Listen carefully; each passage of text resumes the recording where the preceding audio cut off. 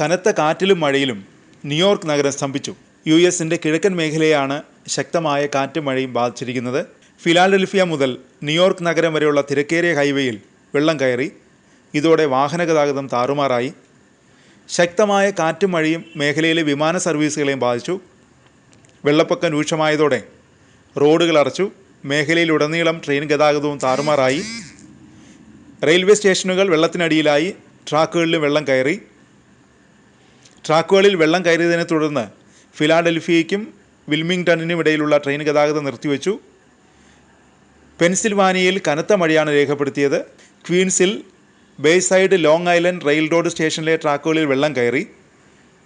വെള്ളപ്പൊക്കം സ്റ്റേഷനിലെ പ്ലാറ്റ്ഫോമിലേക്കും എത്തിയതോടെ യാത്രക്കാരുമായി എത്തിയൊരു ട്രെയിനിൽ നിന്നും ആളുകളെ ഒഴിപ്പിച്ചു.